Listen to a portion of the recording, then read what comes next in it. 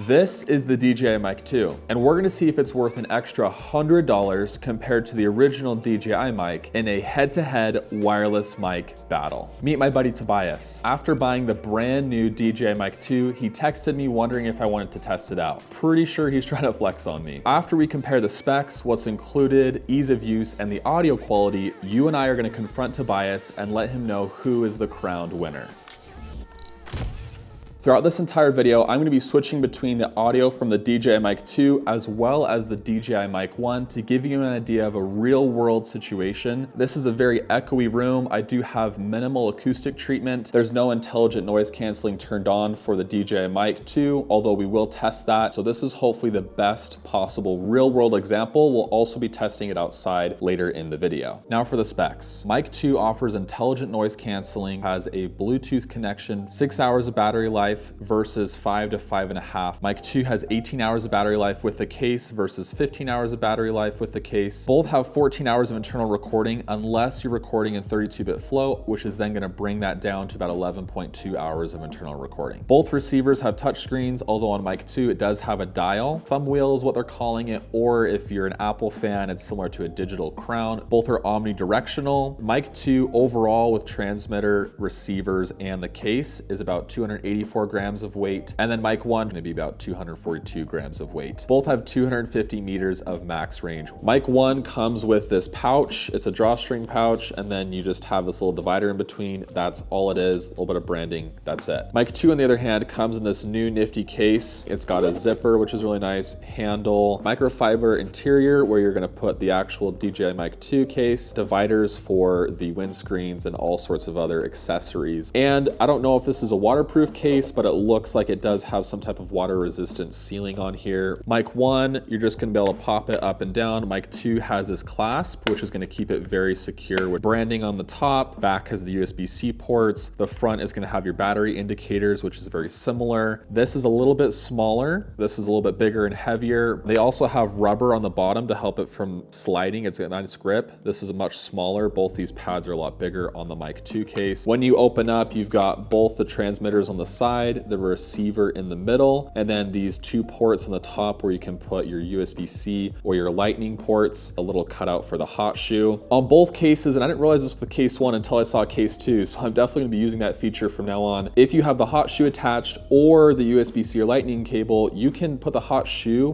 back in the case separately, and then if you have the USB-C attachment port, that can go back in the case. You just have to make sure that it lines up, which is so convenient to not have to constantly switch back out accessories. So if you use this for your phone a ton, that's gonna be really nice for you. And of course on case 2, that is a feature that is also there, and the hot shoe is attached permanently, so you could have hot shoe and that port on the receiver and it's gonna be able to fit perfectly in the case, making both of these very convenient. As for the receivers, both have screens, although the screen size is about the same. You have the new thumb dial on Mic 2. On the bottom, hot shoe is now unremovable, which is so convenient. On the base, hot shoe obviously removable here, but you do need to take it off to put on any other attachments. Whereas for Mic 2, very simple little cover to protect the connection, and it just pops in and out. It's amazing. Charging connections, both still have their USB-C connections, power button, the mic port to be able to connect directly to your camera, as well as a headphone jack. Old receiver is a little bit shorter here, although a little bit wider on top, versus this one, which is a little bit shorter here, but wider in this area. So there's the receivers. We have a transparent casing on Mic 2 versus Mic 1, which still has that classic black and the texture. On the top, we have a much bigger mic array, looks like, on Mic 2 versus Mic 1. And I believe on Mic 2, you can also screw in the lav mic to keep it secure, which is really convenient. On the back, you notice you have the clip,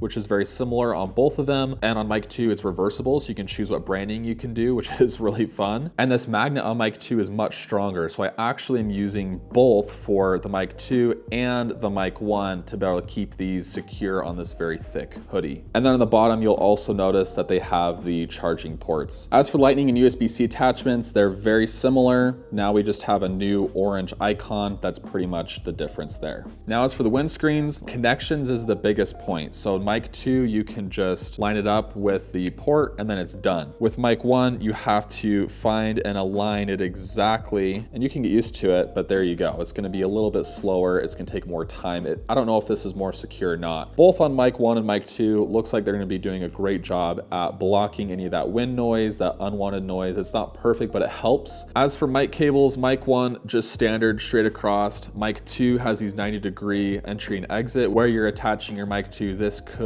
be a little bit better for the longevity of your cable. DJI, whether it's Mic 1 or Mic 2, has made it incredibly easy to be able to take out the mic and be recording within seconds. Now, comparing both these mics head to head, I think Mic 2 may be a little bit more convenient with those subtle adjustments that we talked about. One of those main adjustments being that cold shoe mount, where you don't have to take it off to be able to attach the USB-C or the lightning ports to be able to plug it in. Both cases do allow you to put the receiver back in the case with attachment still attached. The new case pouch seems to be a little bit faster to be able to access and organize all of the accessories on the interior. Camera presets. So something that's cool about Mic 2 is you can go inside the receiver and you can select the exact camera you're going to be recording to, and it gives you presets. The thumb wheel dial, I thought that was going to be more gimmicky. It's actually really nice to be able to navigate the menu system. It's not perfect, but it's way faster than the touchscreen. Something else worth mentioning, when I was testing this, you can get playback on your iPhone even when the receiver is connected, which is really nice. With Mic 1, I had to unplug it from my iPhone to be able to then listen back to the audio. There are a lot of things that both mics do well, but Mic 2 edges out Mic 1 a little bit, and I think Tobias is going to be happy about that. Now for 32-bit float. This is a really great feature if you're talking really, really loud, or if you're talking really, really soft and you're going to be able to bring up or down the audio levels. Kind of like when you're recording raw in your camera, you're going to have a lot more flexibility in post. So that is a good example of, okay, we're on Mic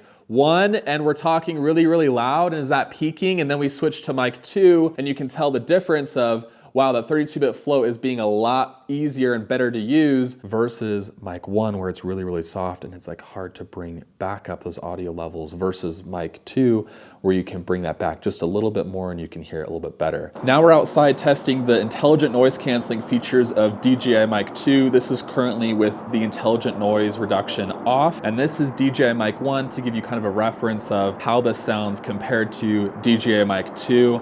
And then we're gonna turn on the intelligent noise recording. There is a huge freeway behind me. Okay, so now we have intelligent noise canceling on for the DJI Mic 2. All you have to do is click the power button once and it's gonna go from a darker green to a lighter green, and that's how you know. On the receiver, you can see on the right side of the menu, there is a noise reduction button and you can click that on or off depending on what it is. So, all right guys, so now we're gonna test the recording distance of both of these mics. This is the DJI Mic 1 and this is the DJI Mic 2. It's not gonna be 32-bit flow for the DJI Mic 2. It's just 24-bit for both, which is nice. It's a pretty fair comparison. I am really far away here. You can't even see me at this point. I feel like this is so far away. I would probably never film this far away. There are situations where you do need to film further than normal for like a BTS type of situation where you're filming behind the scenes and your talent's far away. For some reason, you want to be able to monitor the audio, and that's pretty much as far as you can go. I'm pretty sure at this point it's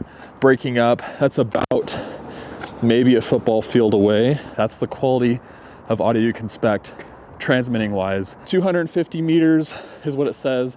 I didn't measure this, but you guys kind of get the idea. Okay, now that you've heard the audio quality, here's a couple thoughts. I plugged all the audio in and I'm very impressed. Intelligent noise canceling does actually make a difference. Typically you want to audio treat your room or avoid noisy situations, but if you do need to cancel some noise, it may be nice to have it on. But even with a 32-bit flow audio, you don't need to necessarily use the noise canceling. You can do that in post and you'll still have a lot of flexibility with it. Recording distance was the exact same. Very impressed with how both mics performed. There's not one that was better than the other. At the end of the day, as long as you have a well-treated room or you're in an area that's not very noisy, these can provide great audio. All right, guys, now we have Tobias with us in studio. Is his DJI Mic 2 better than my original DJI Mic? And I think the answer is unfortunately yes. Or maybe fortunately for you.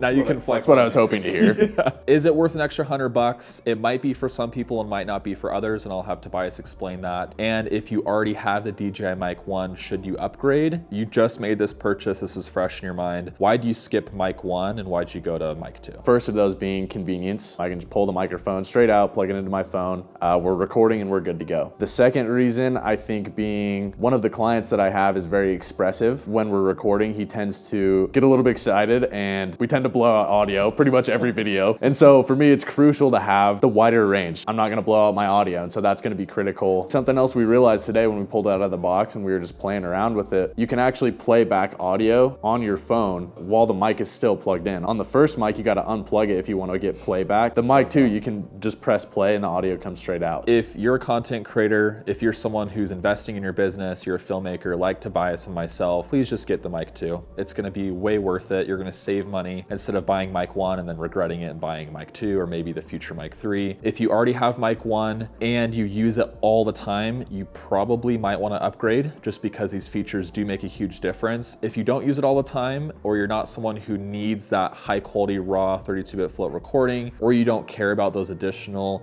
stacking upgrades, then just keep Mic 1 and call it good. It's one of the best mics. It's aesthetic, it's clean, it's easy to use. Either way, if you wanna pick up either one of these mics, I've linked them below the like button. As always, thank you guys for watching and we'll see you in the next one.